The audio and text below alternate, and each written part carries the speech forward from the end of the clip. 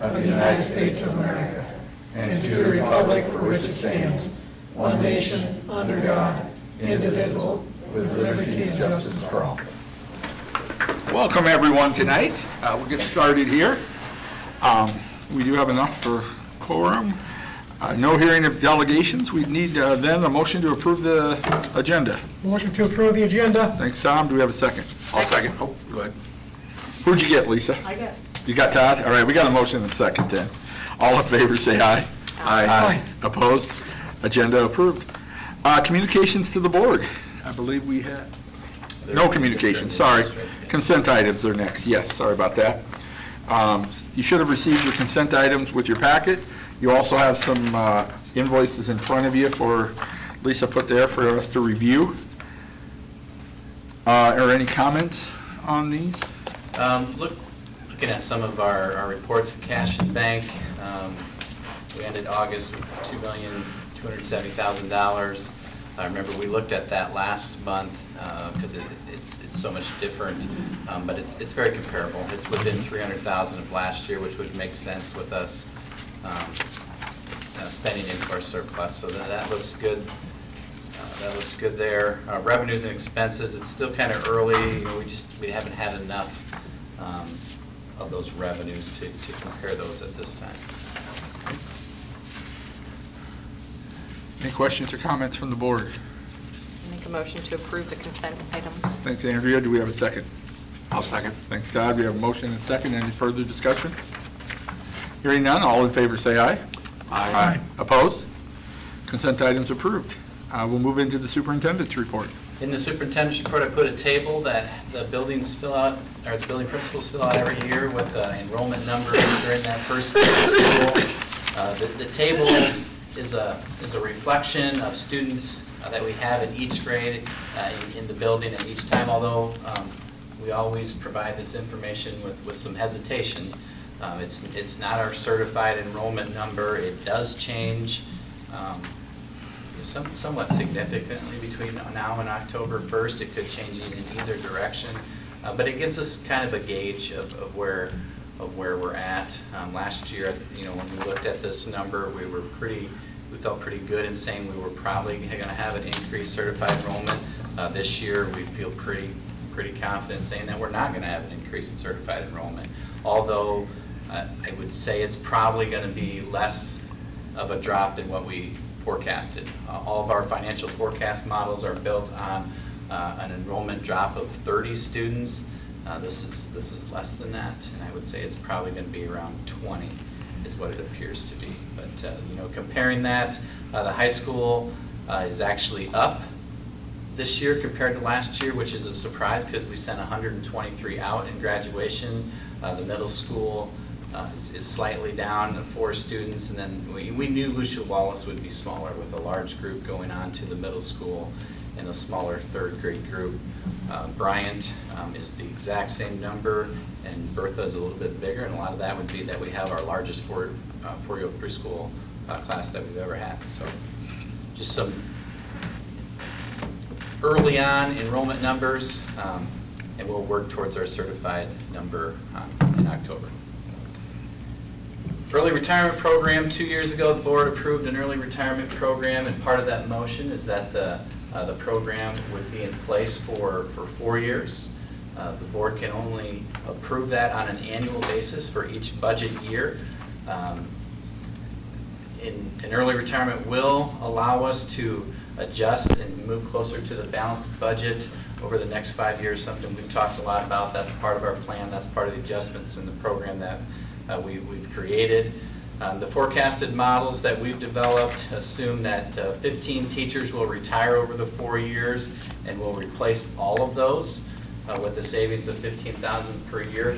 All of those are really, really conservative. There could be more than 15. The savings could be more than $15,000. Some might not always be filled. So those are really conservative numbers that we're looking at and how that will benefit our budget. Last year, the program that we approved was capped at 6 retirees per year, as it would be difficult to hire more than that. Next month, when we bring a program to you, I would recommend a cap again, although if we got to January and there were 9 retirees and we didn't think we were going to fill 3, I might recommend approving 9, because really it's just 6 that we have to hire as well. So some of it's depending on who the retirees are and what that looks like with our enrollment in some of our positions. Next month, I'd like to bring an early retirement program proposal to our board. That proposal would give each retiree 1% of their teaching salary multiplied by years experience, capped at 25. So for many of our early retiree applicants, that would be 25% of their current salary plus $25 per sick day paid out and 5 years of insurance. That would mirror what we've done the last 2 years, that program that I just described there. Last piece there, the Thompson Educational Fund, something we've been working on here for a few months. We received notice from the Iowa District Court of Cassuth County last week that we had petitioned to modify the trust agreement, and the court reviewed the petition and agreed to the petition. And the modifications are that the trust dollars can be moved to a bank that's not a national bank. When the trust agreement was written in 1955, that certainly meant something different than it does today. So that part of the agreement has changed. The other change is that in order to move the dollars from one trustee to another, it originally said you had to have 2 votes, unanimous votes, 1 year apart. This gets rid of that wording. So currently, the attorneys are working on getting consent from the American National Bank of Texas and starting that process of moving the dollars locally. Just last thing here, this is a school board election year. Every odd year is. All papers for school board elections need to be turned in to Lisa by September 8th. I think it's 4 p.m. September 8th. Is that 18th. September 18th, thank you. That night. So you can return them that day. Rodney, Laney, and Jay are up for re-election this year. In turn, then, our November will be our organization meeting, which will take nominations for president and vice president. All right. Any questions for Joe or comments? Okay, hearing none then, we'll move on to administrative report. I believe we have Mr. Studall here and a bunch of elementary educators we get to meet tonight. All right, well, I have some familiar faces and some new faces, and I'm going to let them introduce themselves. They're going to tell you a little bit about what they were doing and about what they're doing now for us. So I'll just have them come up one at a time. Hi everyone, I'm Jessica Lane. I am a 2006 graduate of Algona High School. This is my 13th year teaching. I spent my first 2 years teaching up in Titonka, where I taught preschool and special education. And then since then, I've been a special education teacher at Bertha Godfrey and involved with some leadership roles the past few years and a mentor position. And I'm so excited this year. I'm back in 4-year-old preschool, and I get to continue some of those leadership roles and be a standards mentor for a couple of great new teachers. So thank you. Thank you. And I saw your husband today, and he had on all Bears stuff, so I'm interested how that game will go Yeah, we're tonight. completely divided in our house. He's Hawkeyes, I'm Iowa State, he's Bears. Hello, I'm Pam Aitchison. I spent over 20 years at West Hancock teaching elementary, special ed, ELL, and first grade. I took a break from the classroom and worked at Waldorf for 2 years as an associate professor. I miss little kids, so I'm back in a first grade classroom here in Algona, so happy to be here. Yeah. Hi, I'm Olivia Rochlow, and I graduated in 2021 from Algona, and I was a para for 4 years and actually did the Purple Pathway for UNI, so now I am the new special education teacher at Bertha Godfrey. Hi, I'm Devin Curry. I am also a graduate of Algona. I graduated in 2009. I started as an associate in 2012. For 12 years I was there, and then last year I took the role of student support lead while I did the TPRA program through the state and finished my degree. And this year I am doing half-time preschool and half-time interventions for kindergarten. Hello, I'm Shanna Stricker, and I've been with the district for 14 years in various jobs. There's only like 3 that I haven't held accomplished yet. I'm looking at you, Joe. Yeah, just kidding. Just kidding. My last one was substitute teacher, and now I'm a 4th grade teacher at Lucia Wallace, and have a wonderful class. Good. Maybe we can work something out. Hey, come teach in my class. I'm Megan Mogard, and I teach 2nd grade here, and I was in Spencer prior to this, and I also graduated from Algona High in 2012, and I'm just really happy to be here.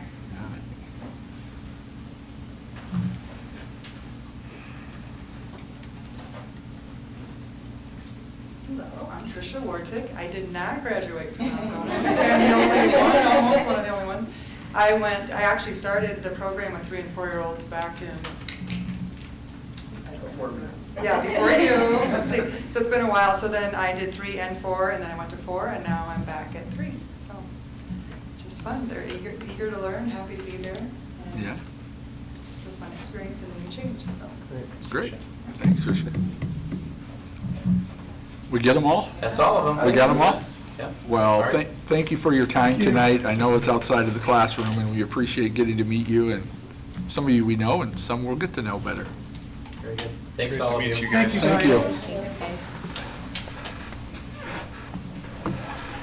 Okay, move on to old business. We've got approved second reading of board policies. We have some second readings, some board policies in the 200 series. Looked at these for our first reading last month. None of these have policy changes. There's some update in language in the quorum, and there's some updated language in the board meeting agenda posting. So other than that, no changes are recommended for these policies. Okay. Anybody questions or comments? If not, we need a motion then to approve the second readings. So moved. Thanks, Jay. Do we have a second? Second. Thanks, Andrea. Motion and a second. All in favor, say aye. Aye. Opposed? Second reading's approved. Moving into the new business, we have first readings to start looking over. Yep, we got the first readings here. Many of these have some updated language from IASB, but none of them have policy change. Nothing's different. Starting with open meetings, there's some updated language, which includes the board member training, which we hope that you received an email. So there's legislation that was passed this last year that all board members have to have open meeting trainings. So Lisa has registered everyone for October 3rd from 12 to 1:30. If that doesn't work, let us know and we'll figure something else out. Tom also mentioned that there may be some opportunities at the school board convention for that, but we have to look further into that also. Some others, updated language with closed meetings, minor word changes in the public hearings. Again, no policy changes, minor updated language in both the association membership and the board director's member compensation and expenses. Again, no policy changes for any of these. This is just the first readings this month. All right, please take a chance to review those before the next meeting, and we'll look to approve them.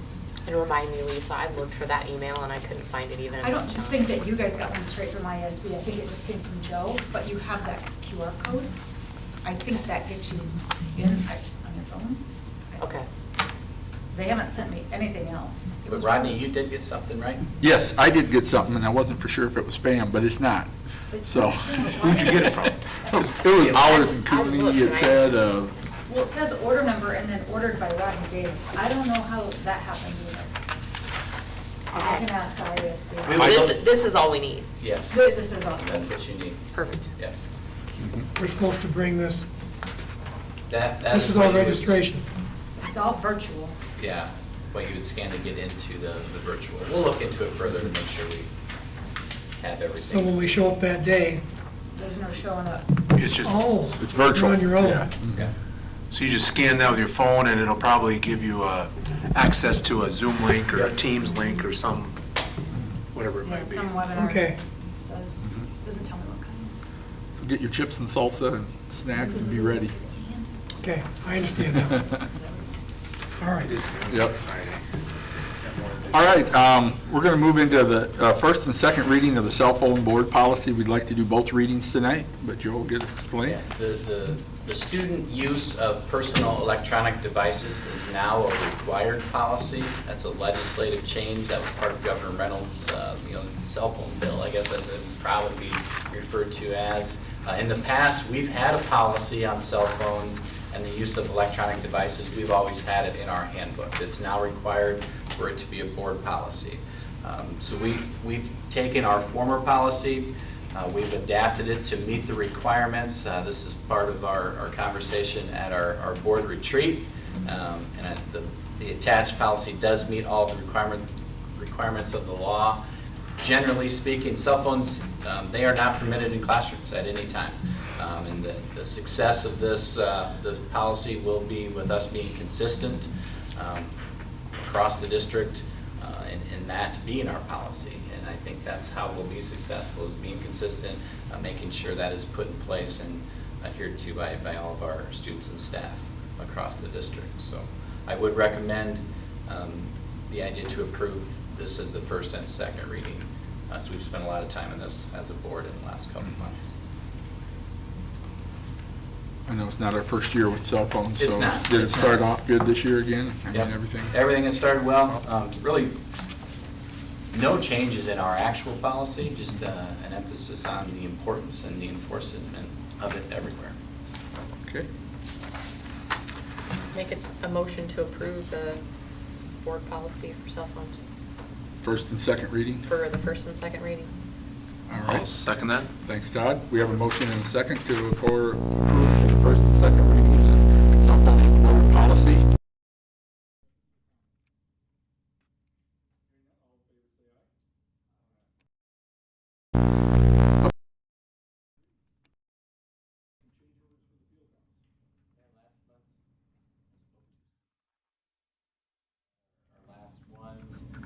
Three of these, PR 56, 57, and 58, were on the agenda last month, and we did not recommend them, as our architects had some further things to look in. But they are brought to us by the architectures again. PR 56 is the core extensions. We had previously approved the change order to move the lights down the field house. It left the cords out of the bid. PR 57 and 58 are both the changing of breakers to handle the ejector pump and some light fixtures. And then the PR 59 is the gym floor plugs. So a year ago, we had a change order to add some electrical outlets in our gym floors, underneath hoops, those types of things. That was PR 30, so that's 28 change orders ago. Not in that change order was cutting the wood out so you could use those. So we got to the point a few weeks ago, and the electrician said it wasn't in their bid, the gym floor people said it wasn't in their bid, so this is a change order to cut that out so we have access to the electrical. A total of $7,200 from these change orders. Always a good question, is this the end of them? I know there will be one more change order for lights, as we had some light fixtures that are not going to fit the original design. We're going to move those lights to the STEM room. So we've already paid for installation. It's just a matter if there's any changes in moving those over there. So there'll be something with that, but we're close to the end. We're close to the end and we're using it. So. We are using it. PE classes have been in it all since school started. We've been in the weight room and the wrestling room for 5 or 6 weeks. This past weekend, we had a volleyball tournament that utilized some courts in there. So it's being used. We got to walk a lot of people through the field house Friday night at the Wall of Fame ceremony, which was fun for some communities to start to see it. September 26th, we'll have ribbon cutting and chamber coffee at 3:30. All right, any questions or discussion? Hearing none, we need a motion then to approve the change orders. So moved. Thanks, Jay. You have a second? Second motion. Thanks, Tom. We have a motion and a second. All in favor, say aye. Aye. Opposed? Change orders approved. Let's open enrollment. Open enrollment, we have six open enrollment.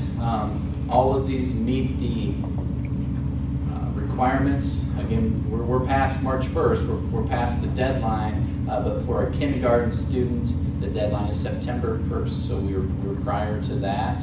Also, and this is something I would probably highlight for all of you, because I know it's something that I will talk with every legislator about, is that there are no deadlines if you open enroll to virtual schools. So you'll see a couple of those on there as well. I think that's a huge hole in the system right now, and it's not good for kids. And it's something I hope we can close that in. Virtual school might be an option that is good for some kids. Not having deadlines for open enrollment makes that an option that a family may choose when we contact them about attendance. When they're not coming to school, and they'll simply open enroll to a virtual option in that case. So I don't think that's good for kids, and I would encourage you all in your conversations with the legislators to make that a point of emphasis that that's not working at all. But I do recommend these open enrollments. Make a motion to approve the open enrollments. Thanks, Todd. Do we have a second? Second. Thanks, Andrea. We got a motion and a second. Any further discussion? Just one question on that open enroll and change of residence, they need to open enroll when they change residence from one district to another? Yeah. So, so they're probably a student who already goes to school here and they moved out of it. This one happened to move and change residence between the both parents. Okay.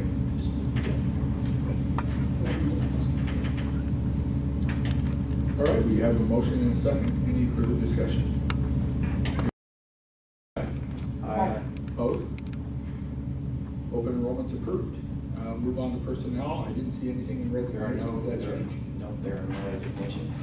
Then approved contracts. We have Lindsay Huntley, teacher associate at Bryant Elementary, and then 2 volunteer football coaches, Drew Thomas, volunteer high school football coach.